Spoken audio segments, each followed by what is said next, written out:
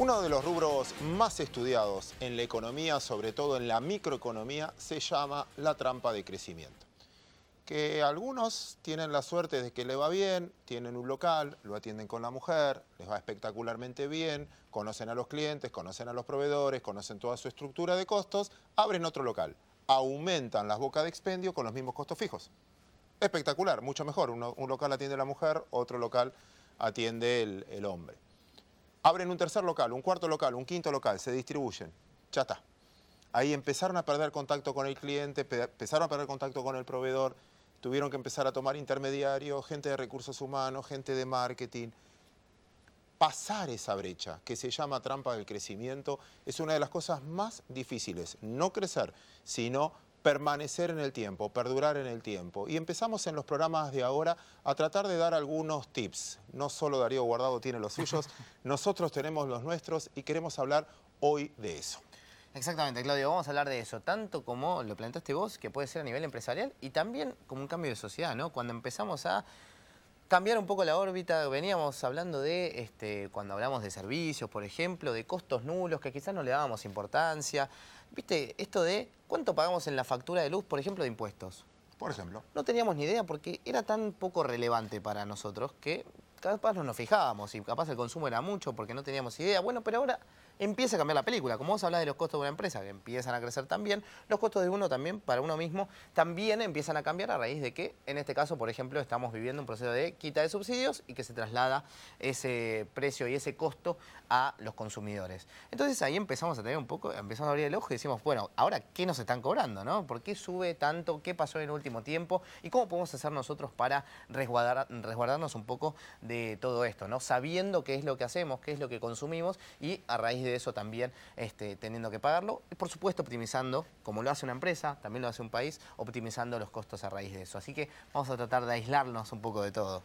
Hecha esta introducción, señores, ahora sí los saludamos oficialmente. Muy buenas tardes y bienvenidos a este programa que se llama El Inversor. Material de hoy. Empezamos con, quizás a título personal, vamos a hablar con dos representantes de la Cámara de Aislantes, Fernando Lamela, Federico García Zúñiga. Con ellos vamos a hablar y nos van a ayudar a entender la estructura de costos, pero empezando por casa. Empezando, como me decían recién en un ejemplo, ¿cuánto te viene de expensas? ¿Cuánto te viene de gas? ¿Podés hacer algo al respecto para tratar de cambiar esa ecuación que no tiene que ver con el costo inicial, sino con el flujo de fondos de cara al futuro? ¿Saben ustedes lo que significa eso a la hora de una época completamente recesiva como la que tenemos hoy, poder manejarlo? ¿Por qué? Porque quizás uno no pueda vender más, pero sí pueda gastar menos. Tenemos agrotips. Tenemos agrotips, por supuesto. Darío Guardado en un ratito va a estar con nosotros hablando de los agrotips. Les dejamos las redes para que puedan comunicarse con nosotros. Nos encuentran en Twitter, en Facebook y en Instagram como Equipo Bulat. Pueden también volver a ver todos nuestros programas en YouTube. Nos encuentran allí como El Inversor Oficial. Pueden también escribirnos consultas, equipo.bulat@gmail.com. Y por último, leernos en nuestro newsletter, a quien invitamos ya también a nuestros invitados a escribir, www.elpuntodeequilibrio.com. Sin más, saludamos atentamente y empezamos a trabajar.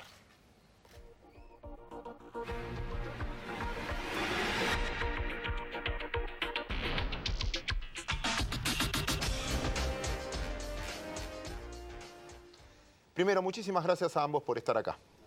Segundo, necesito que me corrijan algo, que por ser breve en la introducción no los presenté debidamente. ¿Cómo es la Cámara? Es la Asociación Nacional de Industria de Materiales Aislantes. Entonces representan, en este caso, como industria. Andima, como industria, exactamente. Andima como... Bueno, Fernando, ya que tomaste la palabra, nos escuchaste al inicio. Haceme tu editorial. La verdad no puedo estar más de acuerdo. Y lo bueno es que en 5 minutos que hablamos antes, digo, tú en realidad tomaste lo que te planteé. ¿Por qué digo que no es menor? Porque ha llevado muchísimos años y no se entiende. ¿Qué es justamente? Es que de repente poder hablar que la energía más barata es la que no se consume. ¿Tá? Entonces, ¿por qué esto? Y de repente uno pone casos que son de repente de uso cotidiano. Por ejemplo, tú vas a tomar mate, tienes una pava, ¿tá? En realidad antes de la pava vos calentabas el agua, se enfriaba, calentabas el agua, el gasto era enorme para mantener de repente el agua caliente. Claro. Hoy tienes igual, un termo. Como uruguayo que eres, no dudaba que ibas a usar ese ejemplo. Pero está muy bien. Exactamente, porque y creo que refleja muy bien la realidad. ¿Tá? Porque en realidad digo, hoy tenés un termo y ese termo te permite solo calentar una vez el agua. Y con la aislación térmica es justamente eso, es llevar eso al hogar, a la residencia, al lugar de trabajo, a lo que fuere, y poder gastar mucho menos energía, justamente, digo, por tener esa aislación térmica de la casa, que se puede dar de diferentes maneras. Y justamente nosotros como Andima lo que hacemos es justamente promover el uso eficiente de la energía a través de aislación eficiente, aislación térmica eficiente. Y en eso nos desarrollamos, en eso tratamos de involucrarnos justamente con asociaciones, con el gobierno, con toda la parte de la cadena que nos permita justamente poder desarrollarlo. ¿Me permitís ahí un punto? Sí. Para que se entienda bien y bajemos al tierra. llano todo lo que hablamos afuera de cámara también. ¿Cómo hacemos que alguien que se imagina un termo con esa aislación pueda transferirlo a una casa, ¿no? ¿En qué se ve eso? O sea, ¿cómo lo vemos en una casa reflejado toda la aislación?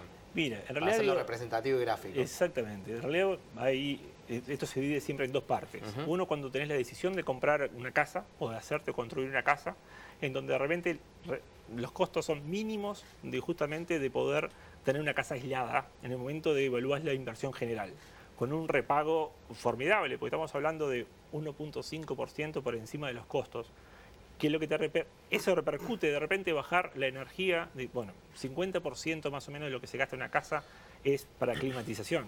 Tú puedes gastar el 70% de eso menos. Entonces, realmente estamos hablando que puedes gastar 35% menos de tu factura de luz y gas. Entonces, eso ya te diría es una parte. Claro. Que en ese caso es comprarse el termo. ¿Tá? Me compré el termo, es lo más fácil, ya está. Pero no tengo posibilidad de comprar el termo porque ya tengo mi pava. Y de repente, quizá la mejor explicación es decir, bueno, ¿cómo hago yo para con esa pava, de repente forrarla de alguna manera, colocarla alguna piel, como para que me conserve un poco más? ¿Tá? Entonces, las dos cosas se pueden, las dos cosas son viables. ¿Tá? Hay decisiones más sencillas, que es cuando vas a construir una casa, y decisiones un poco más complejas o de repente que llevan otro nivel de análisis o de profesionales para poder hacerlo con tu casa actual. Pero lo importante de esto es que, y por eso decía la parte del editorial que tú me decías, es bien importante porque lo hablamos unos minutos y se entendió. Esto llegamos trabajando, Andima se creó en el 2008. Le venimos con múltiples congresos, seminarios, capacitación, con el gobierno. Y no generó, Es no que generó. hay un pero. Y muy buena la explicación, por suerte. Déjame meter en la charla a Federico, simplemente porque... ¿De qué cuadro sos vos? No vamos a hablar de tema fútbol. No, pero de River, River. Semanas Ansioso, vos sos Y equipo soy uruguayo. de Peñarol, pero De Peñarol, y bueno, nos llevamos bien. con Boca, podría decir. Dos de estudiantes juntos. Sí. Somos mayoría. Increíble. Donde vamos somos mayorías. Siendo dicha de estudiantes, déjame ponerte en el malo de la película, después me vas a explicar como arquitecto. Sí. Porque si yo consulto a mi arquitecto me va a decir, voy a comparar flujo contra stock. El flujo él me demuestra, vas a abaratar mucho. Pero en el stock de movida, quizás me quieran convencer de que es menos la inversión y me engañen por ahí. Mira, la inversión, como decía Fernando, es muy baja. De hecho, si vos hicieras un rebalanceo de ciertos ítems de una obra, te saldría cero. Porque uno podría eventualmente cambiar alguna calidad o alguna prestación o posponer alguna prestación de la vivienda. Por lo tanto, ese 1,5% es muy fácil, digamos, de reabsorber si uno hiciera una especie de ingeniería de valor de los costos de una vivienda. Lo importante es el peso que tiene esto a nivel nacional. Digamos. Nosotros desde Andima lo que hemos hecho es un poco evaluar el consumo de energía de nuestro país y más de un tercio, cerca del 34% de la energía la consumen los edificios.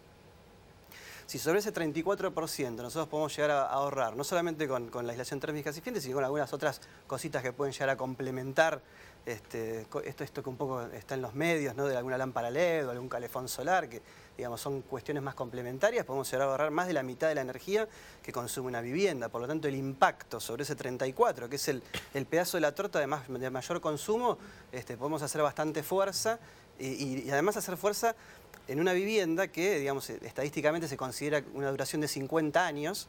Por lo tanto, cualquier cosa que hagamos al principio se multiplica por 50. Entonces, si hacemos esa reducción de la demanda que nos permite ahorrar en las facturas de luz y gas entre el 35 y el 40% todos los meses, la verdad que el impacto es muy importante. Perdón, un segundo, qué buenos números y déjame comprometerlos en cámara porque en nuestro newsletter ustedes tienen unos gráficos como asociación, aprendí, como asociación, industrial, tiene unos gráficos de la incidencia del consumo energético dentro del flujo final, que le sirve al país para tenerlo en cuenta, Exacto. le sirve al medio ambiente por menos contaminación sin duda para tenerlo en cuenta y al que paga, porque dando una vuelta a lo que decías recién, uno cuando compra una propiedad puede valer $10.000, pero pago X de expensas y esas expensas pueden ser 20.000 en 5 años, lo mismo debería hacerlo uno con las tarifas.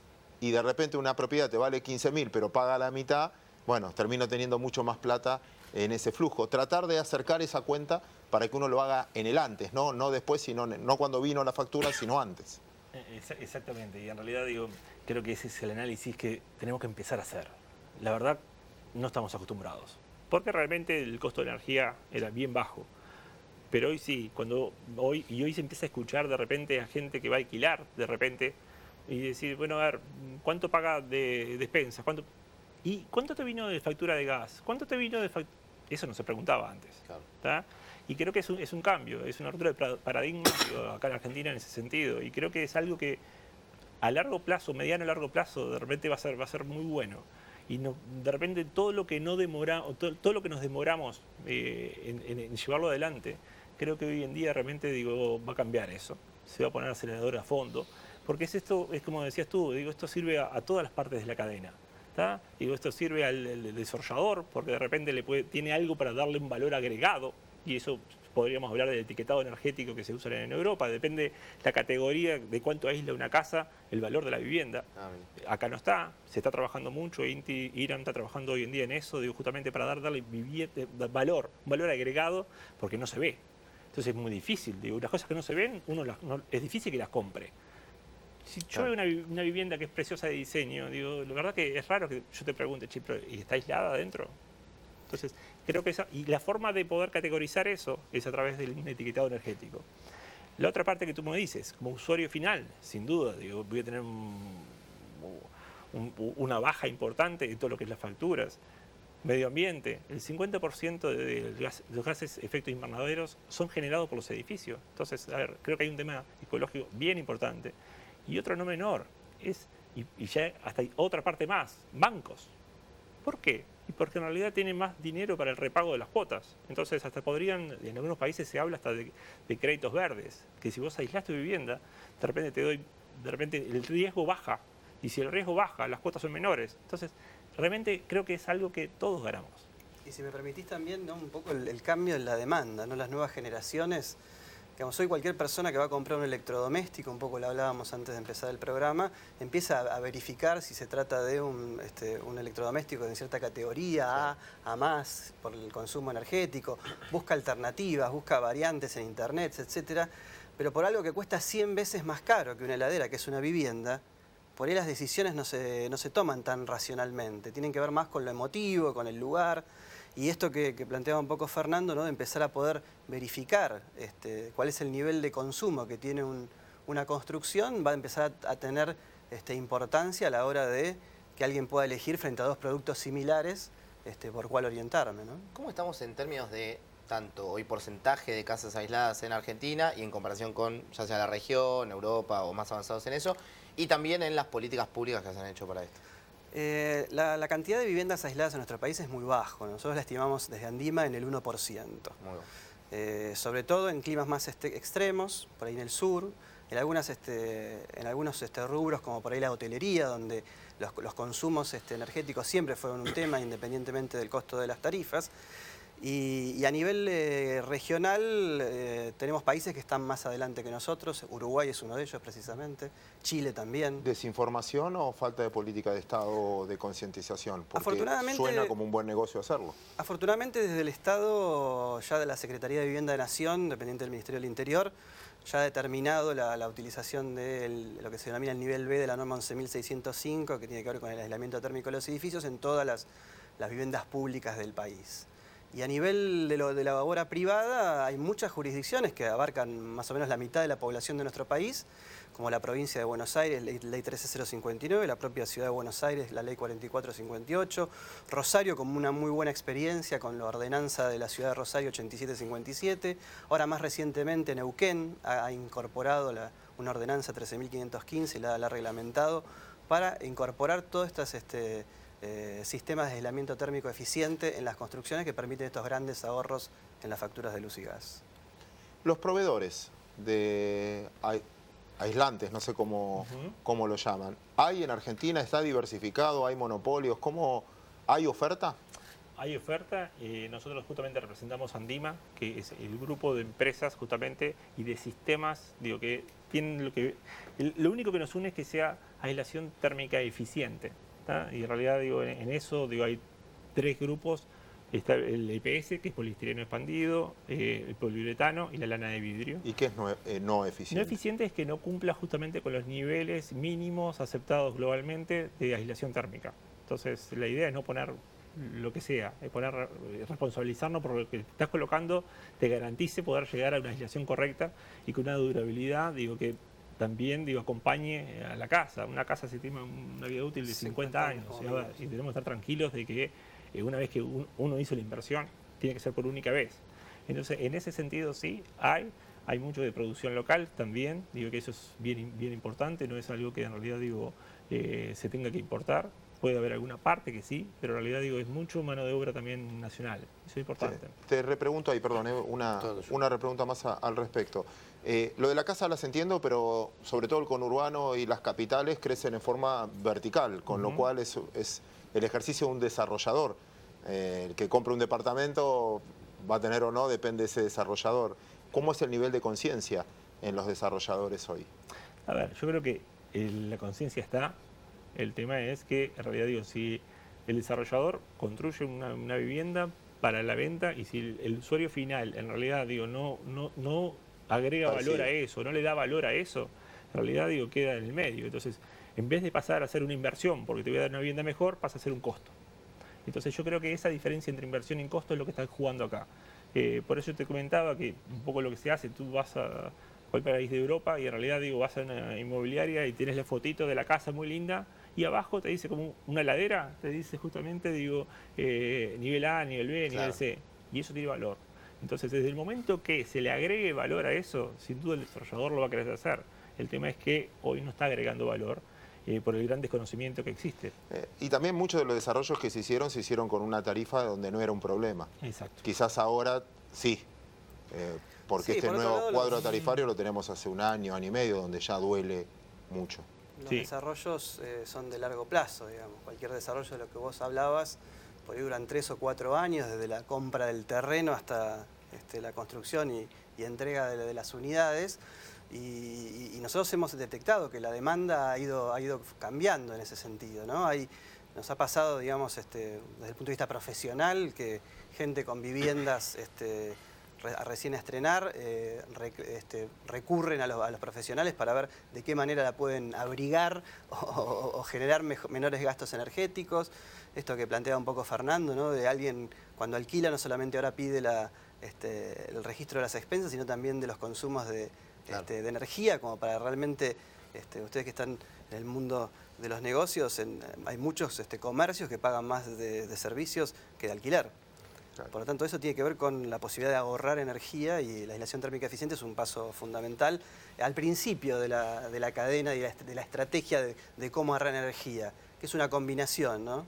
Pero el principio es decir, reduzcamos la demanda, abriguemos la construcción y evitemos que se dilapide y que se pierda la energía por las paredes y por el techo. ¿Y es distinto el costo de hacerlo desde que nace a hacerlo ahora? O sea, yo tengo una casa que tiene, no sé, 20 años de antigüedad y que ahora lo quiere hacer. ¿Es muy distinto el costo a alguien que, si no lo hice desde el comienzo? Estas son las preguntas personales. Sí, ya.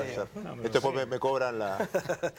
No, digamos, por supuesto que todo lo que nosotros podamos decidir antes de construir, o sea, el costo de oportunidad de realizarlo va a ser menor.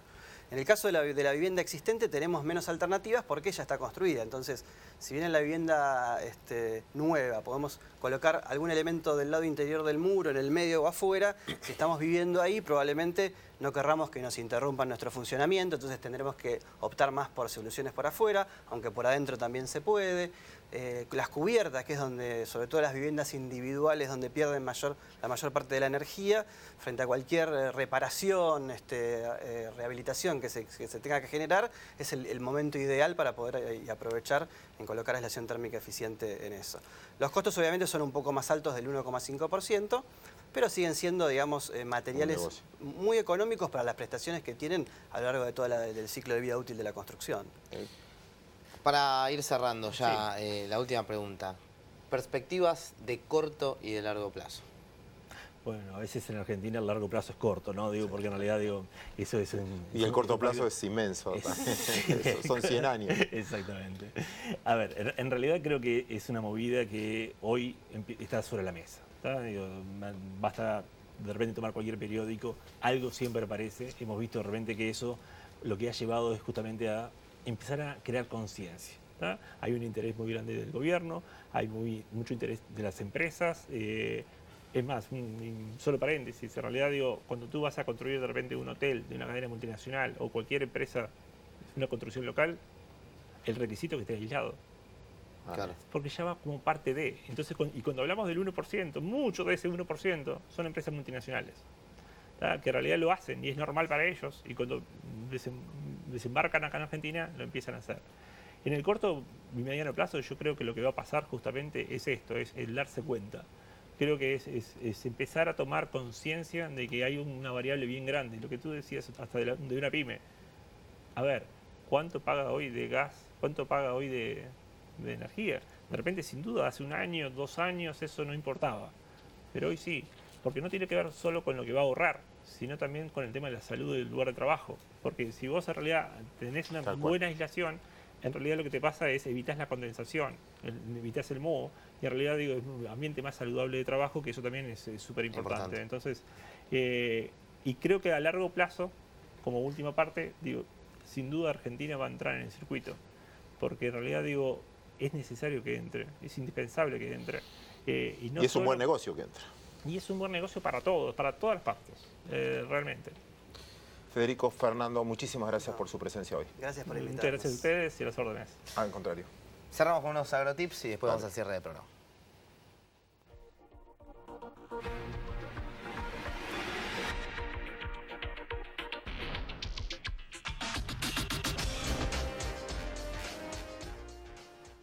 ¿Qué tal? Bienvenidos a Agrotips en el Inversor. Hoy les quiero hablar del gran contraste que tiene la Argentina. Por un lado, con un polo agroindustrial sojero muy eficiente, uno de los más importantes del mundo en torno a lo que es el Gran Rosario, y por otro lado, la deficiencia en materia de infraestructura de transporte, infraestructura vial, lo que hace a ferrocarriles y también el transporte de vías navegables. Hoy el polo sojero argentino, que se ubica en torno a unos 70 kilómetros cerca del Gran Rosario, al norte por Timbúes y hasta el sur hasta la localidad de Arroyo Seco. Allí hay cerca de 30 plantas, de 30 terminales portuarias que procesan los granos y los transforman con valor agregado, por ejemplo, en el caso puntual de la soja, en harina proteica, en lo que hace aceite y también en biodiesel, esta energía renovable que se utiliza para reemplazar al gasol. Desde allí sale el 80% de las exportaciones de granos del país. Y puntualmente en lo que hace a la soja, bueno, hay que decir que cada año se exportan 41 millones de toneladas de granos y subproductos que generan unos 18.000 millones de dólares genuinos que entran a la Argentina, esos dólares que necesita el país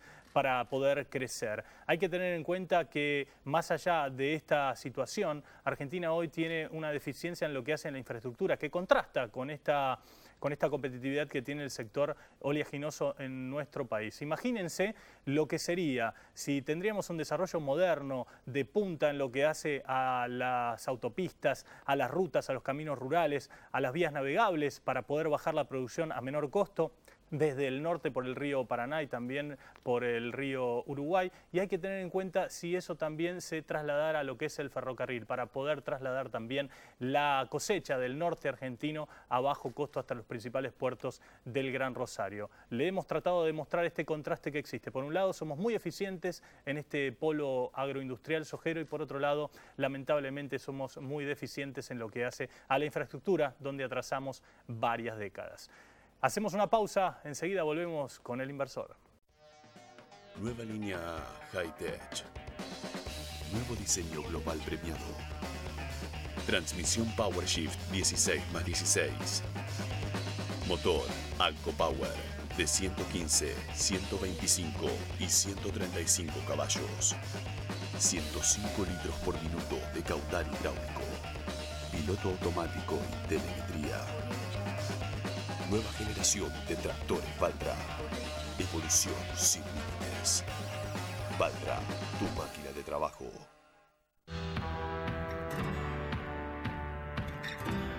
Solo hay algo que me gusta más que manejar al amanecer. Y es poder manejar los tiempos comerciales de mis granos. Imagina poder crecer sin límites. IPESA Silo. Si lo imaginamos, podemos.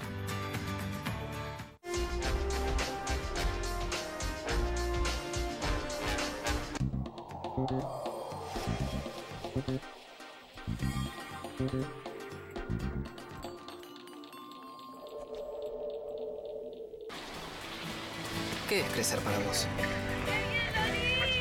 ¿Pudiste entrar, Abu?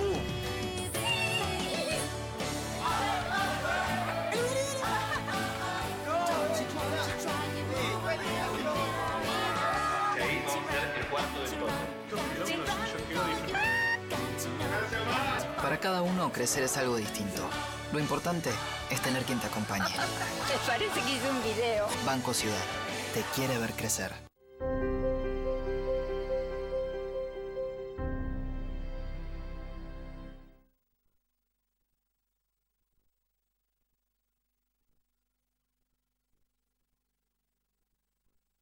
Un banco diferente. Banco Hipotecario.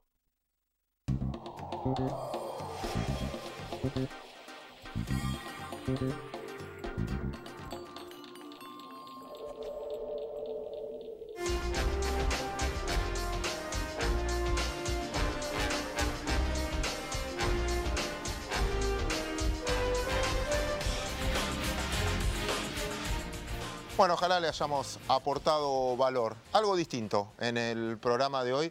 También el que viene va a ser algo distinto, tratando de motivar a la gente a mirar para adentro. No solo lo que pasa en el mundo, sino mirarse para adentro. Totalmente. Y nos pueden escuchar en la radio por Millennium 106.7 todos los martes de 21 a 22 horas. Allí estaremos en El Inversor Bolsero. También nos puede leer elpuntodeequilibrio.com. Seguramente tendrán los datos que hoy aquí vimos. Sin más, señores, no nos queda otra que despedirnos. Muchísimas gracias por habernos acompañado. Nos reencontramos el próximo sábado.